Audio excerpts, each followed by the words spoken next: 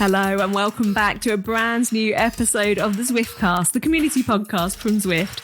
I'm your host, Rebecca Charlton, and today my trusty wingman, Madison partner, or indeed tandem buddy Dave Towle, has been roving for brilliant stories from the wonderful world of Zwift, while I've been having a baby and a little bit busy. They say to get your friends to do all the heavy lifting at this point, but Dave's interviewees have definitely made for light work this fortnight, and we cannot wait to share them with you. Coming up today on the Zwiftcast, we bring you a roundup on all the latest from Zwift HQ. Perhaps best known not just for his speed on a bike, but also his moustache, the brilliant Ashton Lambie drops in for a chat. And Dave meets Joe Baxter to hear his staggering story of hope and inspiration.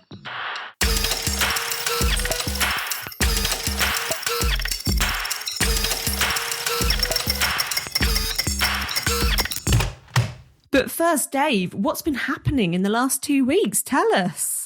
Well, it's not about what's going on with me. It's about what's going on with you. So as we're recording this now, don't want to bury the lead. I have some tremendous news as Rebecca and Paul have welcomed their newest child into the world. And we all wanted to celebrate that, send our best to Rebecca. Looks like she's doing great. So a happy, healthy family will continue on. And we'll have Rebecca back soon enough. But now it's time to just sigh and smile and know that things are right in the world. So congratulations to them. Rebecca's a force to be reckoned with, to tell you the truth. And it sounded like Paul was on the chair for 3 days straight there. So bravo, Paul. Way to support Rebecca. And that's exactly what we wanted to hear. So I have some news. I got my Tron bike. I was super excited about that. Looking at you, Simon, obviously, that is the OG running joke of the Zwiftcast. Simon has climbed more than 200,000 meters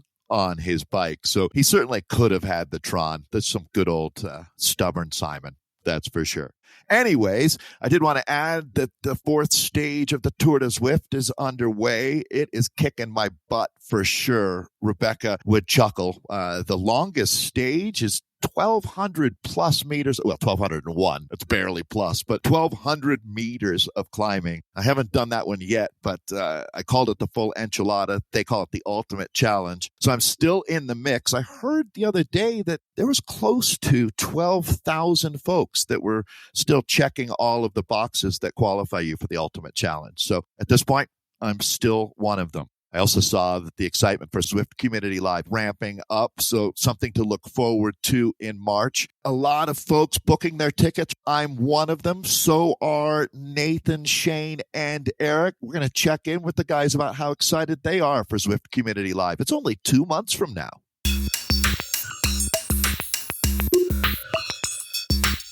All right, gentlemen. Well, a lot of folks are looking forward to Zwift Community Live coming up April 3rd through 6th. And I know all three of you are headed from your corners of the globe. Nathan, I'll start with you. You've been traveling around the world with Zwift. The virtual sport has certainly opened up a lot of doors for you.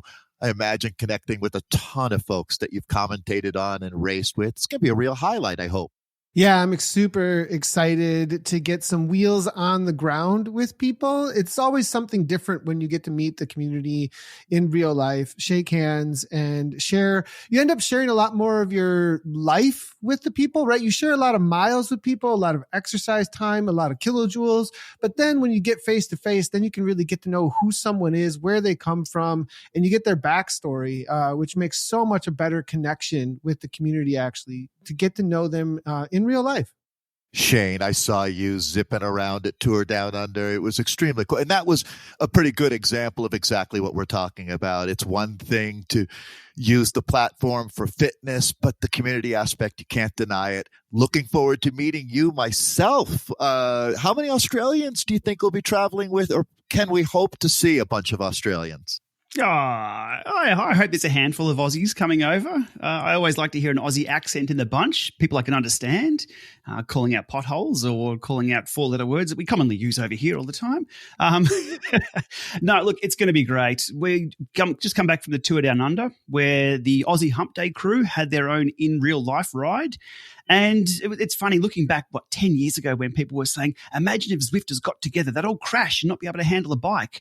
I can tell you, Zwifters can handle a bike just fine up and down hills in real life at about 75 to 80 kilometres per hour. I think we did down Old Freeway. Beautiful road over in Adelaide. Anyway, great group of people over there. I'm looking forward to the same at an international scale, I guess, in a few months' time. Thanks, Shane. And Eric, I know that you were privy to a list of guests, including someone who doesn't live that far away from you, Kristen Armstrong, it sounds like, is heading over. Chris Hoy, Freddie Ovett. It's quite a group. Who are you looking forward to meeting the most? It's got to be someone in the Zwift community, but that's a wide-ranging group of people. It is a wide-ranging group of people. I kind of like Nathan. I just love to meet folks who I've ridden with, whose names I recognize online, and meet them and ride with them in real life for the first time. So I'm excited about that overall. Looking forward to meeting Chris Hoy for sure. He's a legend in so many ways, and me being an American on the other side of the pond, I've never gotten to see him live or speak to him in any way. So yeah, it'll be fun to see him. Fun to see Sir Chris. Well, I know as this podcast goes out, guys, that there's only a few tickets left, but people are really, really excited to firm up their plans. And gentlemen, I'll look forward to seeing all of you there.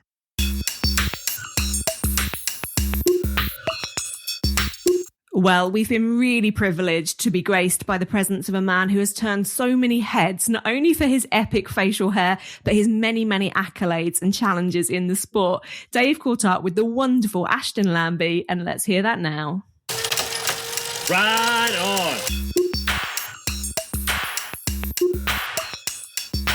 I think it's fair to say that if you stumbled across the Wikipedia page for Ashton Lambie, you'd think there's no way this could all be true. He's been a world champion, a world record holder on the velodrome, racing in the individual pursuit, where he was the first person to ever go under 4 minutes for that 4-kilometer effort.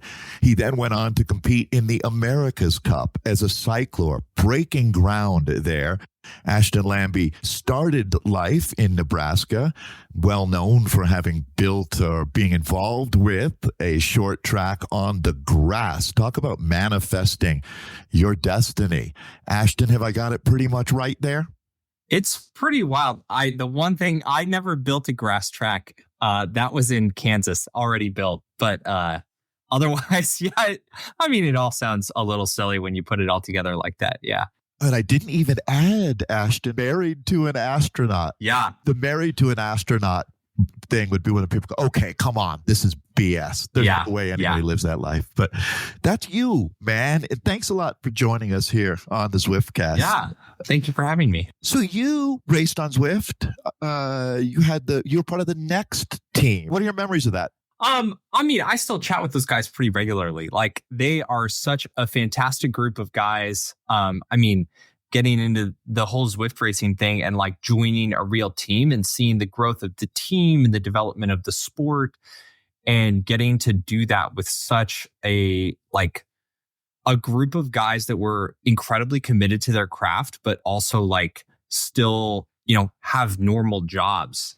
And, I think pro cyclists tend to get really wrapped up in that whole lifestyle of being the pro cyclist and racing 20 hours a week. But then it was so fun to have guys talk about, raising a family and watching Bluey and then go get my teeth kicked in by them in team time trials and races every week, because they're just so good at Zwift racing. I mean, getting to race with guys that good, Brian Duffy and James Barnes and some of those other guys. And then, I mean, on top of that, getting to race with those guys and then seeing as the sport progresses, I remember in Barcelona, the team was on trainers and we were watching James Barnes race at, I think it was the UCI Esports World Championships. And I was like, this is so cool, man.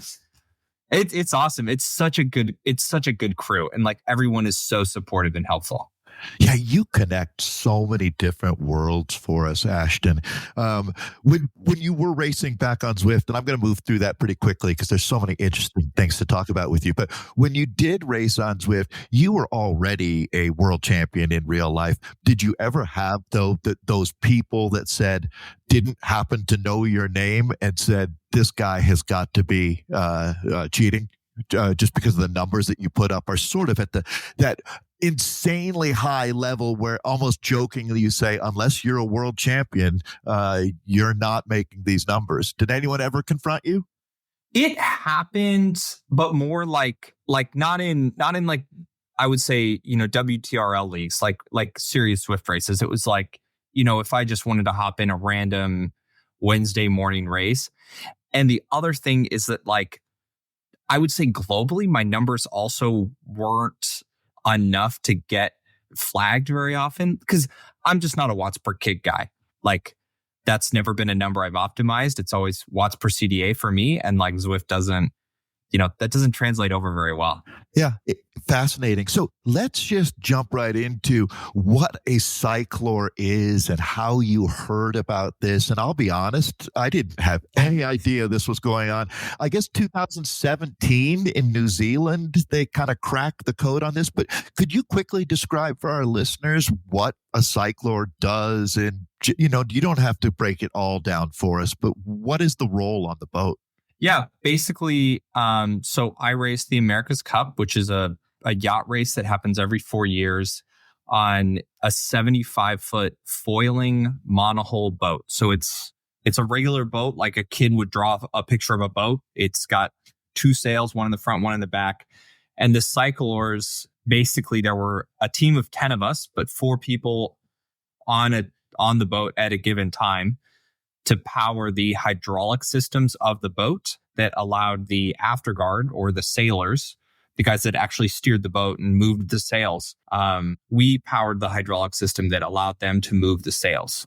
These are the guys that traditionally in years past you would see cranking their arms like they were pedaling a bike. So obviously they realized that a cyclist would be better for this. But one of the things when I was doing a little research on this, it's not something that is guaranteed to be a part of future America's Cups, right? Correct. Yeah. So right now, I mean, everyone is sort of in this weird limbo where there are guys that, want to do another cup that are continuing to train cycling. Nobody really knows. Like, nobody knows when the next cup is going to be, where it's going to be, if they're going to have cyclers, if they're going to go back to grinders, if they're going to go completely battery powered. Like, there's a lot of different ways it could go. You made a run at the 2020 Tokyo Games as part of a team pursuit squad, and I really looked at you as the captain of that team, Danny Summerhill, and a good group of young Americans. It was a good group, yeah. Yeah, but you were this monster at that point. Really interesting. Did you, you guys just came up short. I mean, it was heartbreaking to see how hard you worked. Very similar, actually, to that Athens 2004 Chasing the Dream and how you get so close, but not everybody gets to punch their ticket. That being said, did that move you into America's Cup right after that experience? Did you say, I'm looking for my next thing? I think it was there was a little transition in there where I went from not making it to Tokyo, which basically happened, it would have been like December of 2020, I think, was when we were like, all right, this is not happening. I remember we went to Minsk for a World Cup and it was like, we have to beat Switzerland. And then we didn't beat Switzerland. And then the next weekend was Glasgow World Cup. And it was like, okay, our coach was like, okay, well, we have to get like first or second, and Switzerland basically has to crash out. And we were like, come on, man, that's not going to happen. And so, I mean, we lined up and we raced pretty well. But that was a tough transition. And so after that, I rode down to Derby to race with the Who Bought Bike guys. And then basically that transitioned me into a full individual pursuit training. Because up until that point, I'd never really done individual pursuit specific training. I had just done team pursuit and a couple workouts. And then 2021, I mean, that was around COVID and everything. and then got back into doing the individual pursuit. That was the sub 4 in World Championships year. And then there was a year of racing gravel, doing this first year of the Lifetime Grand Prix. Let me stop you right there, though, Ashton. It's a lot to cover. No, because that moment, that's such a huge moment on your life timeline.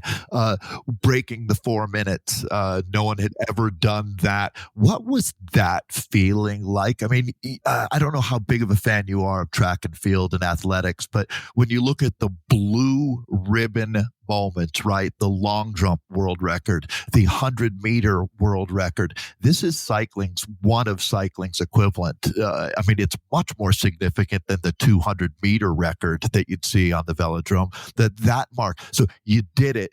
Did you have a moment where you thought, I'm Muhammad Ali, I'm the greatest in the world? No, I mean, I think it was a different level of like, I think achievement, just because track cycling is not as world renowned of a sport as track and field.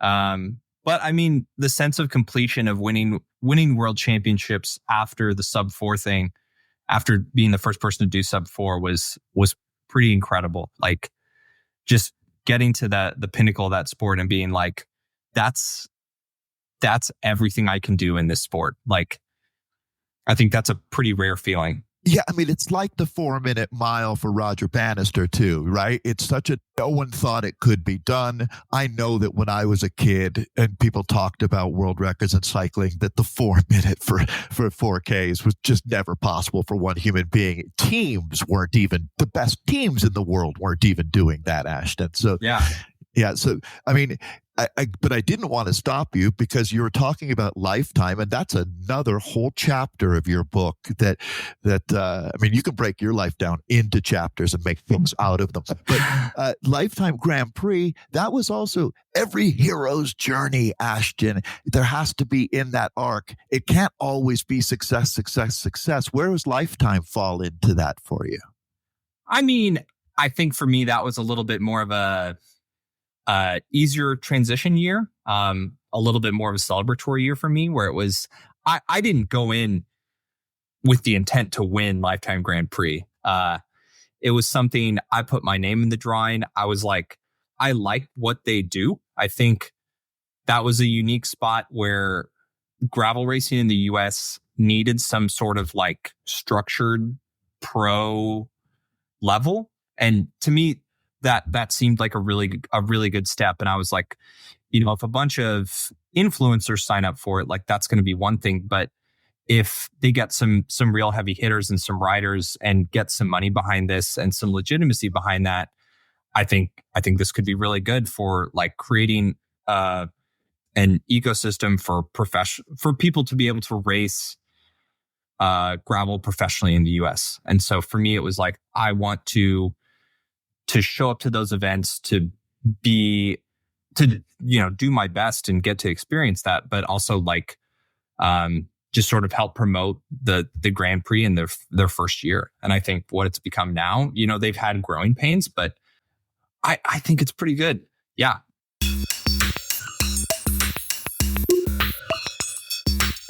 Going back then quickly to the cyclor part of things, were you as good of a cyclor on the boat as you were a cyclor? I was not actually.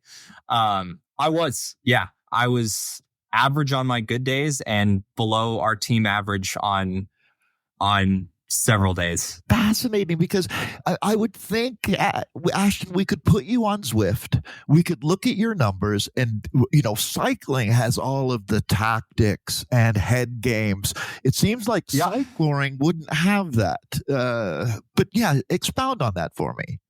Well, I mean, we had some really strong guys. I mean, just absolute weapons. And guys that. It was me and John Kroom. We were the only two cyclists, like coming from cycling backgrounds. Everyone else was rowers, previous cups grinders, and we had a swimmer as well. And so, I mean, the rowers, those guys are just such aerobic machines, and they're also really big. Like, I think at my best, I could probably do maybe 5.2 watts per kg for 20, which is like, it's good. It's not world tour level. It's good. But if I was 100 kilos, if I was 6'6" and 100 kilos, that would be 520 watts for 20 minutes. I am not 6'6", I'm not 100 kilos. And I had to work really hard to gain enough weight to be on the team, because part of the rules is that the team of 8 guys on the boat at a time has to weigh within a certain bracket. And so you want the cyclers to be heavy, produce the most watts, and you want all 10 of us to be in a really tight band so that it's not an issue of like, well, if Ashton's on the boat, then Dave can't be on the boat because they're both too light. Right. Exactly. This is such an interesting combination of all of that. Yeah. Your boat, the America's Magic Patriot, it ended up going up. You seem to have this thing about meeting Italians in finals, right? Whether it's Ghana or the Pirelli boat. Yeah. Came up just short there too, unfortunately. Yeah. The thing that I found fascinating by that was the quote that I read from you, Ashton, where you mentioned that you never cried after losing a bike race, but the emotions after this were different. Talk about that for me. I've been wondering about this lately because like, it's just the level of commitment and the duration and like the relationships you built with people over being fully immersed in like the America's Cup every day for 2 years. It was hard to leave. Like I remember when I left the first training camp I went to, where it was like a trials training camp, I was like, man, I would be crushed not to make this. Like this is the best team I've ever been with. Like there's just so many people working on so many different aspects that are all at the top of their field and just incredibly passionate. And it is such an exciting group of individuals to be around. And everybody is so willing to help other people and share their skills and like push you. Like they want to learn from your skills as well. And everyone was just so hardworking and so committed. And then like, I think the hardest part was that it wasn't, we lined up, I think if I remember correctly, we were down 4-1 against the Italians. And then it was getting ready for the race the next day. And you're like, all right, this is the most important race of your life. And then we won 2 races. And then you're like, all right, next day, same thing. And it's like to go through so many days and have however many days on the boat be like, well, like this could be my last day on this yacht, and have that for like 4 days. And just how big of a spectacle it is, and just the enormity of that whole thing. It feels like it's F1 on water combined with the World Series and the Super Bowl of global attention. Did you feel, is that close? Yeah. And just, I think for me, like the getting to know all the people that were involved in the boat, and just, there's this incredible crew of boat builders and sail makers and designers and engineers, and like the tens of thousands of hours that all of those people have sunk in. And like everyone is just so focused towards this one goal. And then it's just over. And you don't know. There's no finish line. It's just whenever it happens to be over, it's over. I assume after that ends, you leave Barcelona, go back to Houston, start life back up in Texas, rejoining your wife, an astronaut, Christina Birchin. Do you two go for bike rides for fun together? Do you ride on Zwift together? We do. Well, it's been a while since we've ridden on Zwift together. We went to Christmas for her for her parents and her dad in Arizona. And we rode bikes out there. She smoked me on the mountain bike trails. Her bike handling skills are so good. Funny. I mean, we talk about your journey, Ashton, but there's certain things that transcend that. And one thing I love about the bike is the people you meet vis-a-vis cycling, right? And this is a perfect case in point, isn't it? You and Christina. How intense is what she does? I mean, is it comparable to your experience with America's Cup or being a part of an Olympic bid in team pursuit? Or does it even transcend? I almost think the answer is going to be it transcends anything Dave Towle could imagine.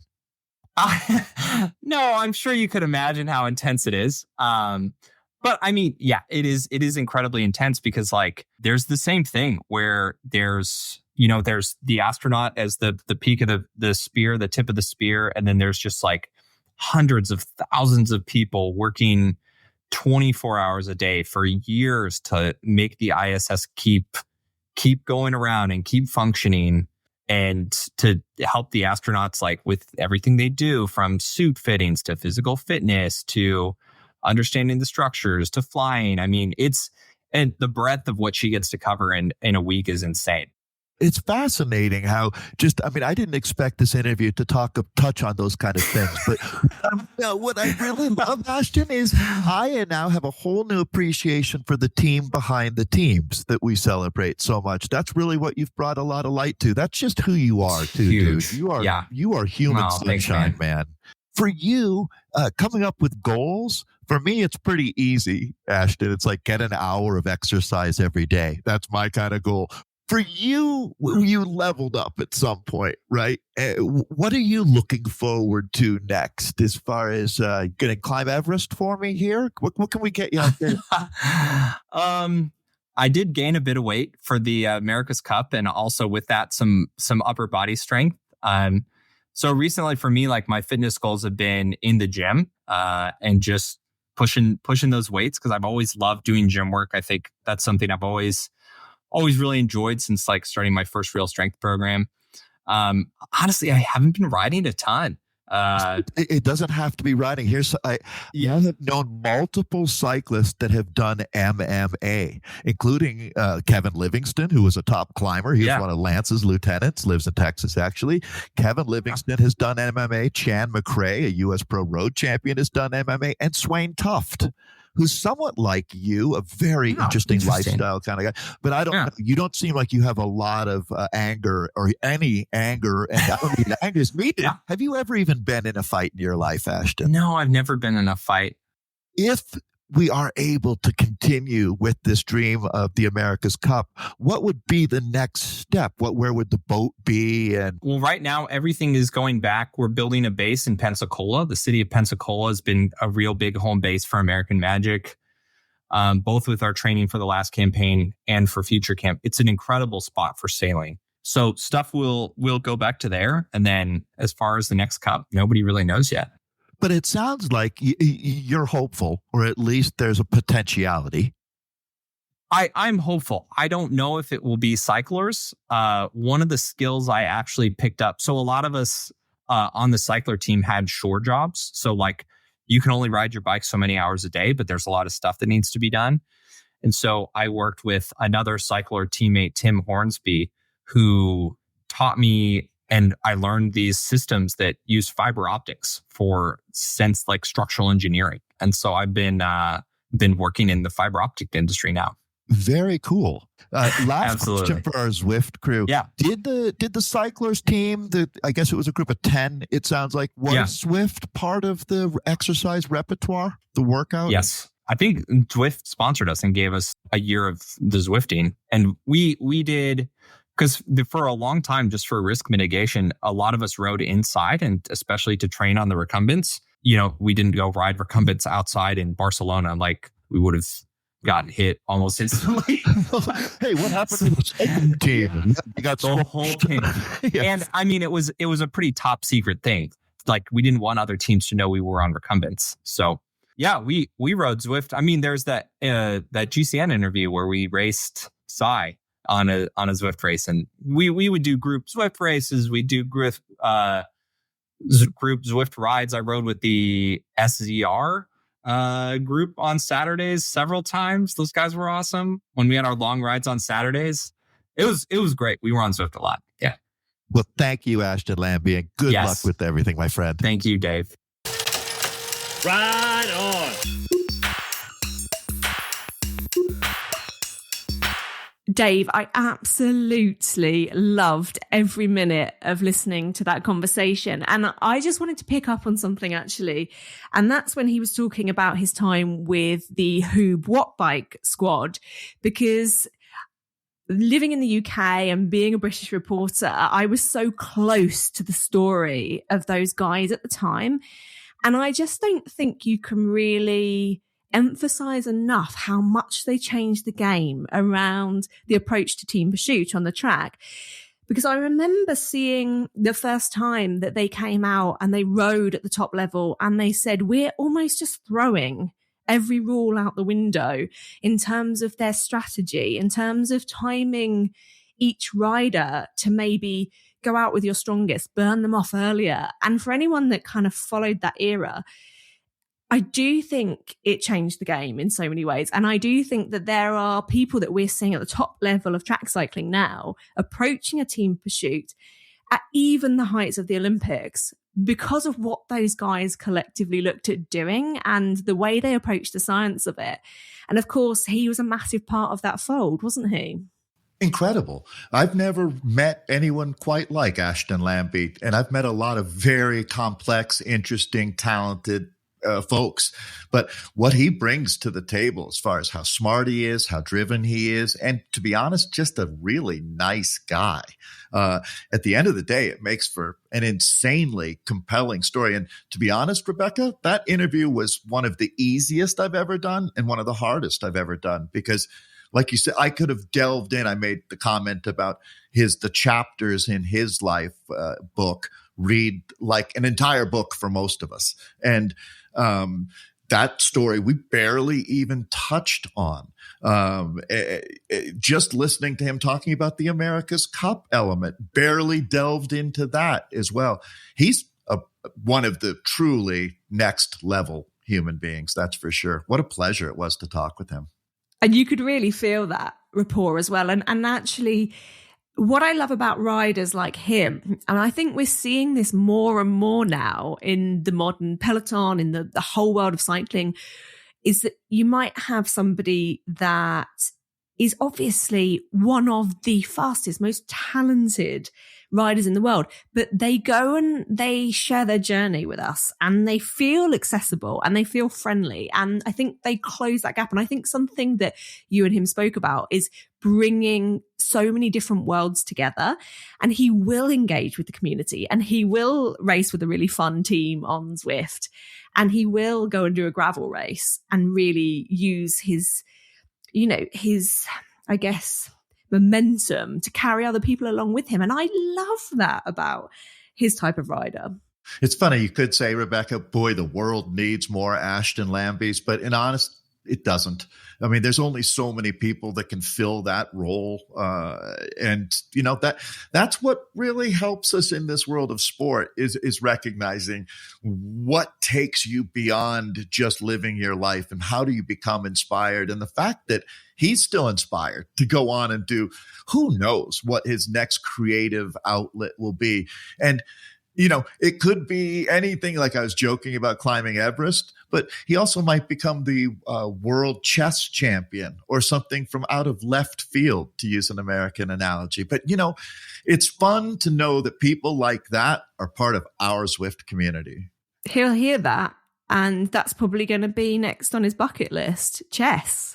I mean, why not? Can you imagine how quickly he could do a Rubik's Cube? Oh, Sir Mark Cavendish is really, really quick. I saw that. That's got to be the next thing we do, isn't it? Ashton versus Cav. There you go. Bring it on. We're going to make it happen. Bring it on. Well, the guests are delighting your ears thick and fast today. Next up, Dave meets a member of the community who has left us utterly awe-inspired and pretty emotional too, it's fair to say. Let's hear from Dave with Joe Baxter. Ride on.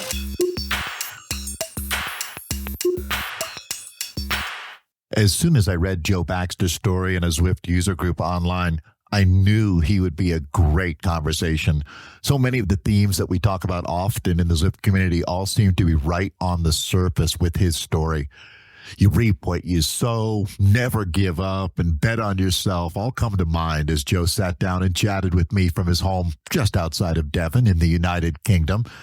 From under the knife to remove a tumor in April to being back out there and getting ride-ons on Zwift today, I'm really happy to share his story here, everybody. Meet Joe Baxter.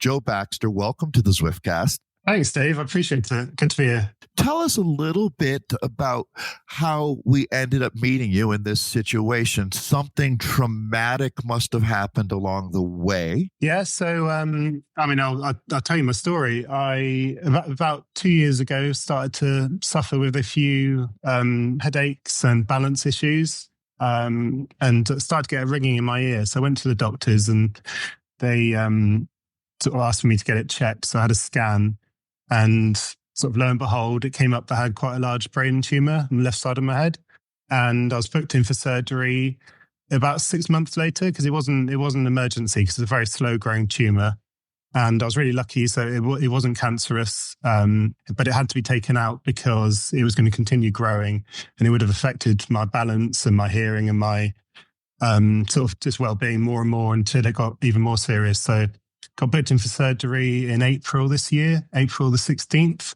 And it was a really, really serious surgery. It took, I think it was 12 hours I was under the knife for. An amazing team is in Devon, near my hometown, where they did it. They took the whole tumour out. I was really, really lucky, because a common complication of this type of surgery is that it can damage all the nerves that can control the side of your face. So really the biggest question in my mind was, after the surgery, would it have been permanent damage or not? But luckily it was just, I had a sort of temporary damage to my facial nerves. So when I woke up, I felt absolutely terrible. I couldn't move for sort of 3-4 days. The best way to describe how it felt was, it's imagine the sort of the hangover from hell, the absolute ultimate hangover, where you can't sort of move your head, you can't sit up, everything hurts. I was in hospital for only about a week. I was really keen to get home, so it's lucky I live quite close by to the hospital with my wife and my 2 kids, and my wife was at home to care for me. So went home after about a week. I couldn't walk at that stage because where the tumour, they had to take out the left side of my balance system. It's called the vestibular system. So I still had the right side, but not the left side.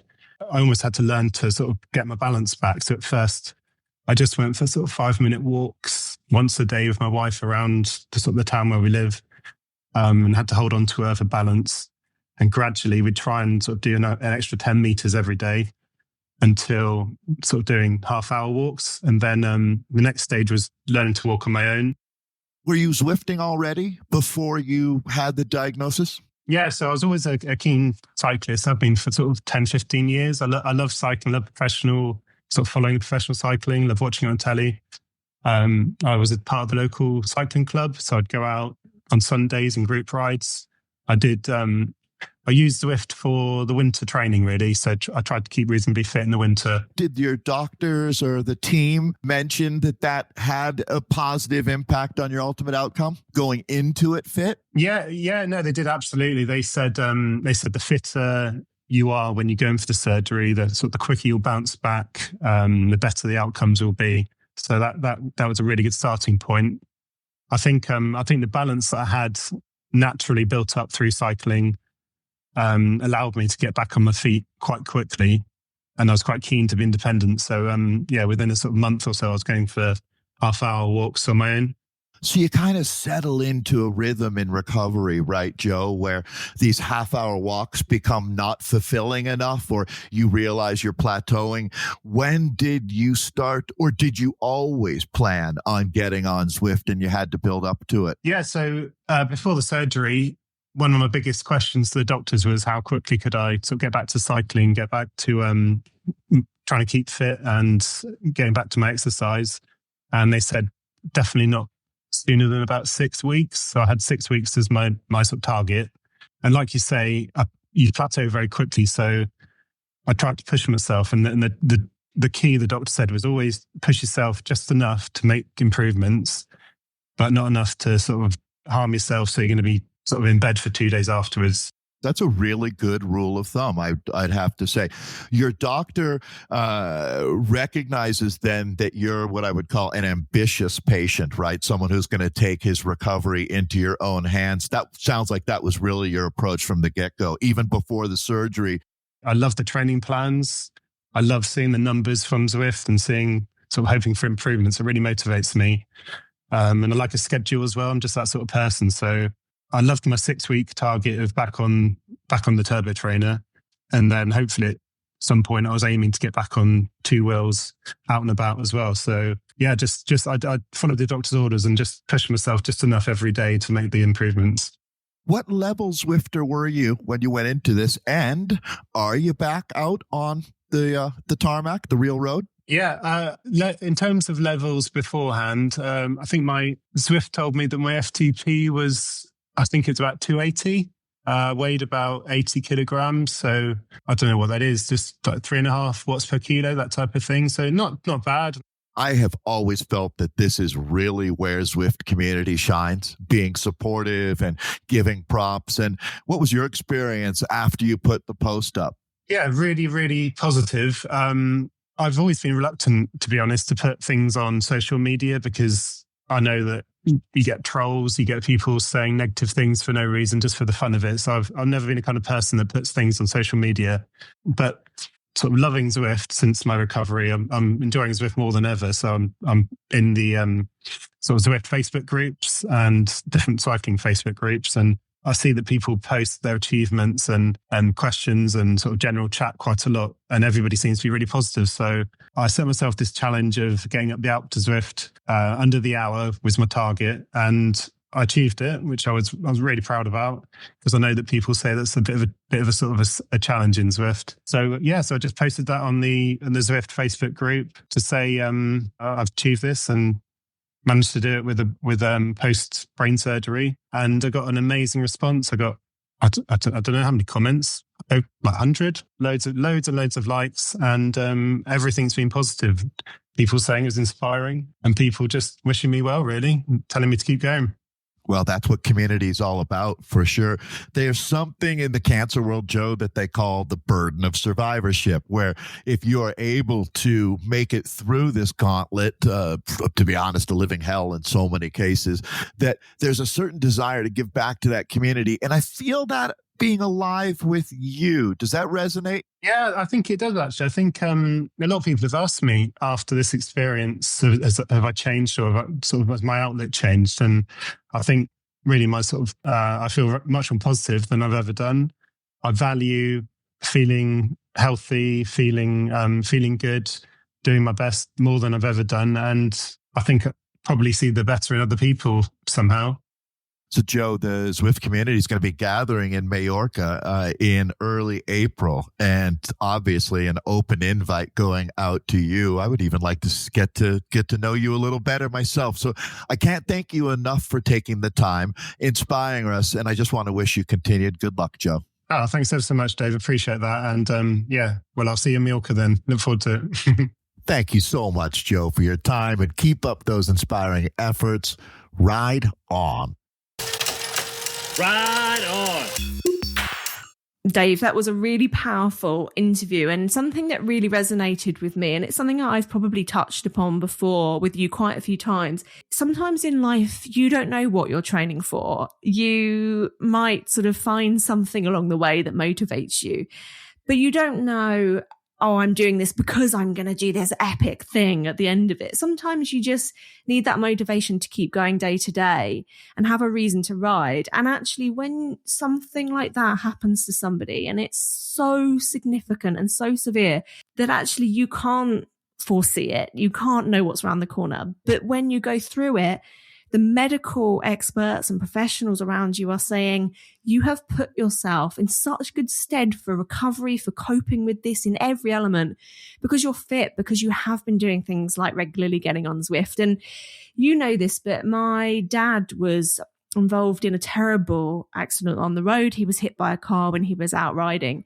and he was left in a coma in intensive care. And we were told at first that it was very, very unlikely that he would survive. And he was head to toe broken neck, broken spine. It was as bad as it could have been at the time. And he basically made a miraculous recovery and just got better and better and better. And we were told by all the nurses and doctors, how actually at his age as well, is he this fit? Is his heart rate so low and stable? This is great. The numbers are just improving day on day. And he'd been training on Zwift every day, sincerely. And you could just see the difference it made to him getting better and recovering and coping with it physically and mentally as well, I think, as it went on. And I feel it's so powerful when you hear people like Joe talking about that being the case for him. And yeah, you might not know what you're training for, and it could change and save your life. Well said, Rebecca. And I definitely echo exactly that. You know, you don't even have to have an event goal. It's the responsibility to yourself, your mental health and your physical well-being. And that's been one of the things that Zwift has been tremendous for in my life, is just giving me that accountability. And it has worked well. Not here to preach to anybody how to live your life, but it's pretty hard to argue that getting exercise, getting some fresh air, and always trying to take on each day and be your best. And that's, you know, clearly for me, the thing that made me feel the best about that story was hearing how he felt supported by the community in a major way. And I've joked about it with Facebook or the social media apps. And sometimes the joke isn't really a joke, but it can be the full spectrum out there of folks that are tremendously supportive or trying to tear other people down. And the community supported our man, Joe, in a big time way. He felt it. I loved it. And let's keep that energy going. Oh, I couldn't agree more. It's so, so powerful. Dave, thank you so much for bringing us such a powerful episode. And that is sadly all we've got time for, but fear not, we'll be back again in 2 weeks with more brilliant guests and insights from the world of Zwift. In the meantime, we'd love to hear from you as ever. So please let us know your latest thoughts, challenges and questions. And from Dave, me and the whole team behind the scenes. Until next time, it's bye-bye for now.